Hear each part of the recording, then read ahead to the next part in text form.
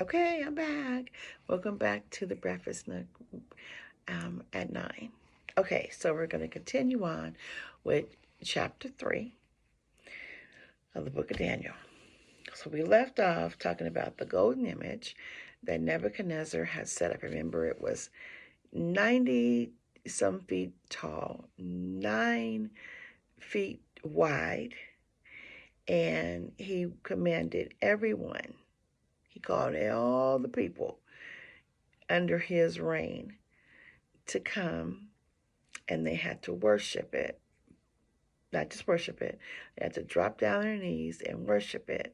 When they heard all the music being played, they had to show him his greatness by doing that.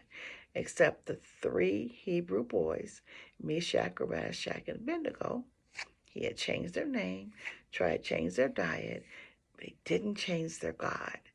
He didn't change their heart.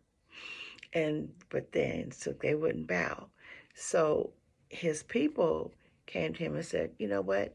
You're the one who assigned these outsiders, and they're not bowing. You didn't choose anyone here.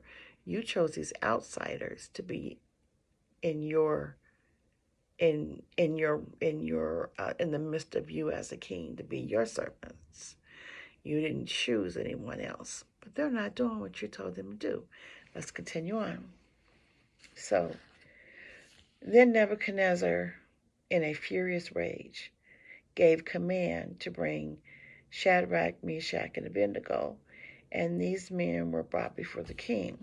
Nebuchadnezzar said to them, "It is true, Shadrach, Meshach, and Abednego, that you will not serve my gods or worship the golden image that I have set up. Now, if you are ready, when you hear the sounds of the music, fall down and worship the image which I have made. Very good. But if you do not worship, you shall be thrown at once into the midst of the furnace of blazing fire. And what God is there who can rescue you out of my hands?" Uh-oh. Now, not only is he very haughty and very prideful, but now he's challenging God. He's challenging God. Okay, don't challenge God. Bad idea. Shadrach, Meshach, and Abednego answered the king, "O Nebuchadnezzar, we do not need to answer you at this point." What? So not only did they refuse his food,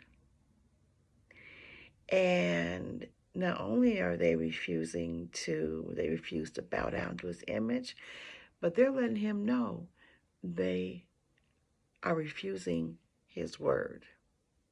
Even though they're in his servanthood, they're refusing his word. And therefore, they're like, "We don't have to answer to you." Okay? If it be so, O God, whom we serve, is able to rescue us from the furnace of blazing fire, and he will rescue us from your hands, O King. So it's saying, let's just give a challenge here, because not only does he have the power to rescue us from what you call your fury of fire, but he will also rescue us out of your hands. So can you imagine? Now, this man who believes that he has all power and authority, he's being challenged by these 3 young men in every turn because they know the God that they serve. Do you know the God that you serve? Sometimes I have to be reminded of the God I serve, because although I know I serve a big God, I serve the Almighty, I still have to be reminded sometimes He can deliver me out of furnaces. He can deliver me out of the hands of whomever thinks that I'm in their hand and I'm not. He can deliver me from. Even the enemy cannot withstand. So he can deliver me out of all the hands who thinks that they have me in their hand. That's also you. Whatever it is right now in the name of Jesus that you're coming up against, that you are dealing with, remember that God is able to deliver you from all